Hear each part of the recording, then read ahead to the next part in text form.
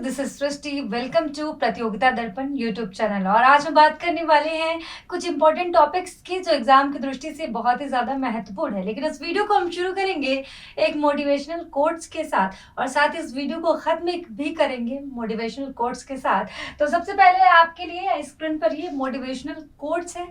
अगर आप इस कोट्स के साथ अपने दिन की शुरुआत करेंगे तो आपका दिन बहुत ही ज्यादा अच्छा हो जाएगा। तो ये देखिए, स्वामी विवेकानंद ने ये बात कही थी कि उठो जागो और तब तक मत रुको जब तक कि आपको आपकी मंजिल ना मिल जाए। इसका मतलब ये है कि आपको तब तक मेहनत करनी है जब तक आप सफल नहीं हो जाते, जो आपने अपने लिए लक्ष्य चुना है उस तक नहीं पहुंच जाते।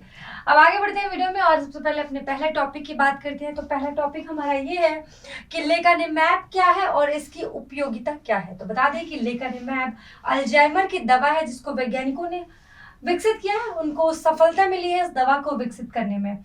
ये मस्तिष्क में जो अल्जाइमर की वजह से प्रॉब्लम होती है उसको कम कर देता है और उसको ठीक करने का प्रयास करता है। अल्जाइमर तंत्रिका से संबंधित बीमारी है। यह आमतौर पर बुढ़ापे में होती है। इसके कारण क्या परेशानी होती है वो देख लीजिए।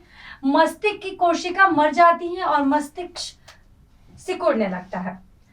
जनसंख्या के अनुमान के मुताबिक 2031 तक भारत में बुजुर्गों की आयु 194 करोड़ के आंकड़े को छू जाएगी। लॉसेंट की एक रिपोर्ट आई थी 2022 में। उस रिपोर्ट के मुताबिक वैश्विक स्तर पर अल्जाइमर मरीजों की संख्या में 2050 तक 3 गुना तक इजाफा हो जाएगा। जो लेकानेमैब है ये काम कैसे करती है इसके बारे में जान लेते हैं। तो ये रहा कि लेकानेमैब एक एंटीबॉडी है जो बीटा एमिलॉइड प्रोटीन पर हमला करता है और चिपक जाता है, जो अल्जाइमर वाले लोगों के मस्तिष्क की कोशिकाओं के आसपास बनता है। वैज्ञानिकों ने जो रिसर्च किया है उसमें मिला है कि दवा बीमारी के शुरुआती चरण में काम करती है। ये वायरस और बैक्टीरिया पर हमला करने में भी प्रभावी है, जो प्रतिरक्षा प्रणाली को मस्तिष्क से बीटा एमिलॉइड को साफ करने का संकेत देता है। पहले ये दवाएं लक्षणों को प्रबंधित करने के लिए दी जाती थी और इसका प्राथमिक प्रभाव पड़ता था अल्जाइमर रोगियों को। लेकिन अब लेकानेमैब के शोध परीक्षण में पाया गया कि यह वास्तव में उपचार में योगदान दे सकता है। यानी कि इस रिसर्च के बाद से वैज्ञानिकों ने ये कहा है कि ये अल्जाइमर के इलाज में काफी हद तक सही साबित होगा। अल्जाइमर के इलाज में दुनिया के अग्रणी शोधकर्ता हैं प्रोफेसर जॉन हार्डी। उनका कहना है कि अनुसंधान ऐतिहासिक और आशावादी था और ये कि हम अल्जाइमर के उपचारों की शुरुआत देख रहे हैं। अब हम अपने अगले टॉपिक की तरफ बढ़ते हैं और देखते हैं कि क्या है हमारा अगला टॉपिक। तो अगला टॉपिक है साइबर नाइफ के बारे में। साइबर नाइफ भी एग्जाम के लिए बहुत ही ज्यादा इंपॉर्टेंट है, तो चलिए इसके बारे में हम जान लेते हैं। साइबर नाइफ सिस्टम कैंसर और गैर कैंसर वाले ट्यूमर और अन्य स्थितियों के लिए एक गैर आक्रामक उपचार है जहां विकिरण चिकित्सा द्वारा उपचार किया जाता है। साइबर नाइफ उपचार में आमतौर पर 1 से 5 सत्र लग जाते हैं, यानी कि 1 से 5 सिटिंग लेनी होती है अगर आप ये साइबर नाइफ उपचार करवा रहे हैं। तो इसका उपयोग प्रोस्टेट, फेफड़े, मस्तिष्क, रीढ़, सिर और गर्दन, यकृत, अग्न्याशय और गुर्दे सहित पूरे शरीर में स्थितियों का इलाज करने के लिए किया जाता है। ये शल्य चिकित्सा का विकल्प हो सकता है या उन रोगियों के लिए जो निष्क्रिय या शल्य चिकित्सा की दृष्टि से जटिल ट्यूमर है। ये रोगियों को कई लाभ प्रदान करता है जिसमें दर्द और अन्य लक्षणों से राहत शामिल है। अगले टॉपिक की तरफ बढ़ते हैं। अगला टॉपिक हमारा ये है कि क्या है साइबोर्ग कॉकरोच।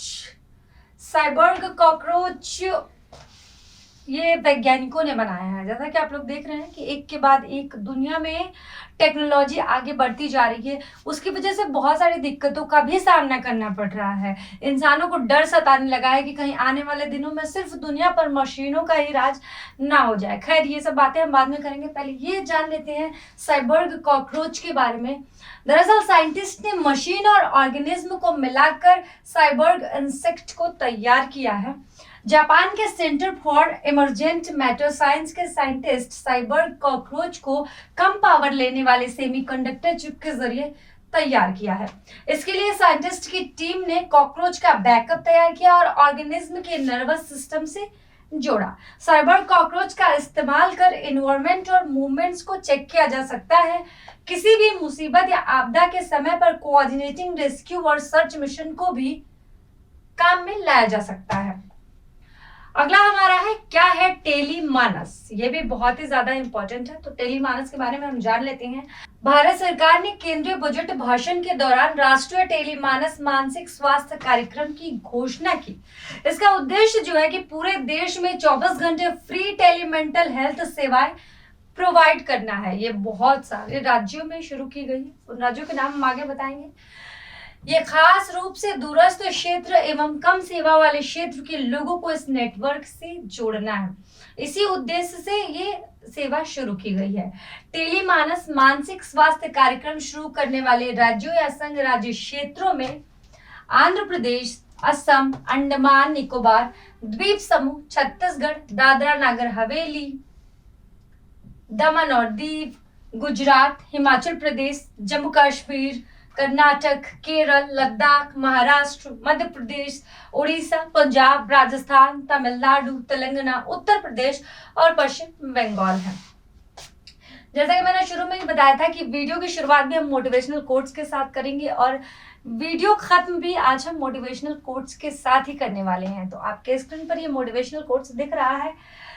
अगर वीडियो मोटिवेशनल कोट्स के साथ शुरू और खत्म हो तो इस वीडियो को आप देखेंगे तो आपका दिन भी अच्छा होगा और आप में एक, अगर आप मेहनत करते करते ऊब गए हो, थक गए हो, तो फिर से एक नया जज्बा आएगा और नए सिरे से आप फिर से अपनी पढ़ाई कर सकते हैं।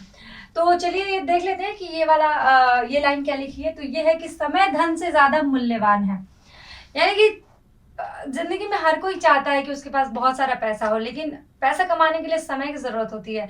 इसीलिए हमें ये समझना पड़ेगा कि समय की ज्यादा इंपॉर्टेंस है धन से।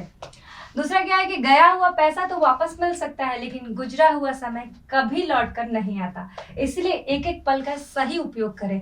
तो अगर आप लोग भी किसी परीक्षा की तैयारी कर रहे हैं या पढ़ाई कर रहे हैं या किसी भी कंपटीशन की तैयारी कर रहे हैं, तो आप लोग टाइम मत वेस्ट करिए, सही समय का उपयोग करिए और अपनी पढ़ाई को नया आयाम दीजिए।